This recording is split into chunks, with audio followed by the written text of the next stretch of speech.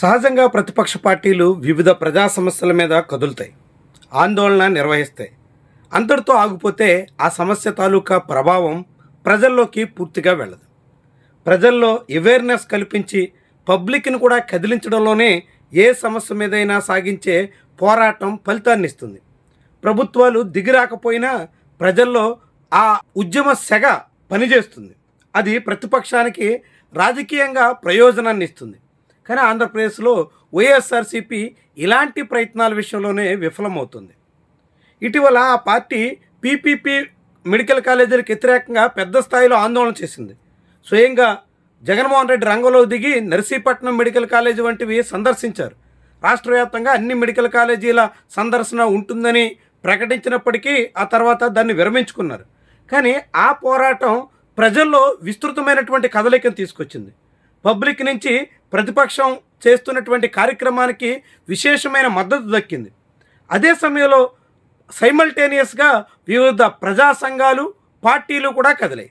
ఆ క్రమంలోనే జగన్మోహన్ రెడ్డి సాగించినటువంటి ఉద్యమానికి మంచి గుర్తింపు వచ్చింది. చివరికి ప్రభుత్వం వెనకడుగు వేయాల్సి వచ్చింది. ఇప్పటికే అడపాదడప పీపీపీ గురించి మాట్లాడుతున్నప్పటికీ అడుగులు వేయడంలో మాత్రం చంద్రబాబు ఇంకా తడబడుతూనే ఉన్నారు. అలా పీపీపీ పేరుతో రాష్ట్ర ప్రభుత్వం చేసినటువంటి ప్రయత్నాల్ని తిప్పికొట్టడంలో జగన్మోహన్ రెడ్డి సూపర్ సక్సెస్ అయ్యారు. కానీ డిఎస్సి పేరుతో అక్రమాలు జరిగాయని, అనేక అవకతవకలకి డిఎస్సి కేంద్రం అయ్యిందని వైఎస్ఆర్సీపీ ఆందోళనకు పూనుకుంది, విస్తృతంగా ప్రచారం చేసింది. స్వయంగా జగన్మోహన్ రెడ్డి మీడియా సమావేశంలో ఆ విషయాన్ని వెల్లడించారు. కానీ ఆ ప్రయత్నంలో వైఎస్ఆర్సీపీ పూర్తిగా సక్సెస్ కాలేకపోయింది. కదిలింది, కొన్ని చోట్ల ఆందోళన చేసింది. ఆ పార్టీ శ్రేణులు విస్తృతంగా నిరసనలు తెలియజేశారు. అంతటితో మాత్రమే ఆ పార్టీ పరిమితం అయిపోయింది. విస్తృతంగా మొత్తం డిఎస్సి కారణంగా నష్టపోయినటువంటి వాళ్ళని కదిలించడంలో కానీ, పోనీ డిఎస్సి రాసినటువంటి అభ్యర్థులు అందరిలో ఈ అలజడి రేపడంలో కానీ, దానికి తగ్గట్టుగా వివిధ వర్గాలు, అనేక ప్రజా సంఘాలు, ఇతర వామపక్ష సహా పలు పార్టీలు వాళ్ళందరినీ కదిలించడంలో వైఎస్ఆర్సీపీ ఏ కోసాన శ్రద్ధ పెట్టిన దాఖలాలు లేవు. అందుకే వైఎస్ఆర్సీపీ డిఎస్సి ఉద్యమంలో ఒంటరిగా మిగిలిపోయింది. ఒంటరి పోరాటం ఎన్నడూ ఫలించదు. పీపీపీ మెడికల్ కాలేజీలో జగన్మోహన్ రెడ్డి పోరాటం ఒకవైపు సాగుతుంటే ఇతర ప్రజా సంఘాలు, పార్టీలు ఏకకాలంలో కదిలిన కారణంగా ఏర్పడినటువంటి రాష్ట్ర వ్యాప్త ప్రభావం, డిఎస్సిలో జగన్మోహన్ రెడ్డి ఆయన పార్టీ మాత్రమే ఒకవైపు కదిలితే మిగిలినటువంటి వాళ్ళు ఎవ్వరూ సహకరించినటువంటి దానికి కారణంగా ఏర్పడినటువంటి పరిస్థితి రెండు మనకి చాలా స్పష్టంగా ఈ విషయంలో వైఎస్ఆర్సీపీ విఫలమయ్యిందా అనే వాదనకి ఆస్కారం ఇస్తుంది. అందరినీ కదిలించడంలో, అన్ని వర్గాల్ని కలుపుకుని పోవడంలో, ఏకకాలంలో వివిధ రకాల కార్యక్రమాలు అన్ని ప్రజా సంఘాలు చేపట్టేలా చేయడంలో వైఎస్ఆర్సీపీ ఏమాత్రం విజయం సాధించలేకపోయింది. ఈ కారణంగానే ఆ పార్టీ ఏకాకిగా మిగిలింది.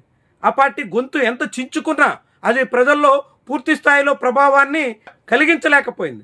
అందుకే డిఎస్సి విషయంలో రాష్ట్ర ప్రభుత్వం నుంచి అనేక తప్పిదాలు కనిపిస్తున్నా వాటన్నిటినీ రాజకీయంగా వైఎస్ఆర్సీపీ పూర్తిగా సొమ్ము చేసుకునే దిశలో సక్సెస్ అయినట్టుగా కనిపించట్లేదు. నిజానికి వైఎస్ఆర్సీపీ చాలా కాలం తర్వాత ఒక సమస్య మీద కదులుతున్నప్పుడు ఆ సమస్య కారణంగా నష్టపోతున్నటువంటి వాళ్ళందరినీ కదిలించడంలో ముందుగా ప్రణాళిక వేసుకోవాలి. దాంతోపాటుగా ఇతర పక్షాలన్నీ ఏకకాలంలో ముందుకు వచ్చేలా ఒక సమిష్టి ప్రయత్నం జరగాలి. ఇలాంటివి ఏమీ చేయకుండా ఒంటరిగా ముందుకెళ్ళడం, ఏకాకిగా గొంతు వినిపించడం, ఆ తర్వాత పెద్దగా ఫలితం లేదని విరమించుకోవడం, ఇట్లా వైఎస్ఆర్సీపీ ప్రయత్నం మిగిలిపోతుంది. ఈ క్రమంలోనే అధికార పక్షం అనేక డైవర్షన్ ప్రయత్నాలు చేసింది, వివిధ రకాల ఆటంకాలు పెట్టడానికి కృషి చేసింది. వాటన్నిటిని అధిగమించి వైఎస్ఆర్సీపీ సొంతంగా కార్యాచరణకైతే పూనుకుంది. కానీ ఇతరులని కలుపుకోవడంలో, మొత్తం ఒక పెద్ద స్థాయిలో ఇదొక రాష్ట్రానికి చేటు తెచ్చేటువంటి అంశం అనే వాతావరణం కలిగించడంలో ఎక్కడ ఆ పార్టీ అడుగు వేసినట్టుగా కనిపించలేదు. ఇందుకే ఆ పార్టీకి ఆశించిన ఫలితం అయితే దక్కేలా కనిపించలేదు. మొత్తంగా డిఎస్సి పేరుతో రాష్ట్ర ప్రభుత్వం తాను చేసినటువంటి కొన్ని తప్పిదాల కారణంగా బోన్లో ఇరుక్కున్నట్టుగా కనిపించింది. కానీ వైఎస్ఆర్సీపీ వైఖరితో ఊపిరి పీల్చుకునే ఛాన్స్ అయితే దక్కించుకున్నట్టుగా స్పష్టమవుతుంది. ఏమైనప్పటికీ కూడా ఇకనైనా ఏ సమస్య మీదైనా ఏదైనా ఒక ప్రతిపక్ష పార్టీ కదులుతున్నప్పుడు ఇతరులు, అన్ని రకాల ప్రజా సంఘాల గొంతులు ఏకకాలంలో వినిపించే ప్రయత్నం చేయగలిగితేనే దాని తాకిడి తీవ్రంగా ఉంటుందని పీపీపీ ఉద్యమం మనకు చాటుతుంది. అలా చేయని పక్షంలో అది ఆఖరికి నీరు గారిపోతుందని డిఎస్సి ఉద్యమం మనకి తేట తెల్లం చేస్తుంది. ఇకనైనా వైఎస్ఆర్సీపీ దీన్ని ఒక గుణపాఠంగా తీసుకోకపోతే ప్రతిపక్షంలో ఆ పార్టీ చేసే ప్రయత్నాలు ఏ కోసాన విజయవంతమయ్యే అవకాశం అయితే ఉండదు.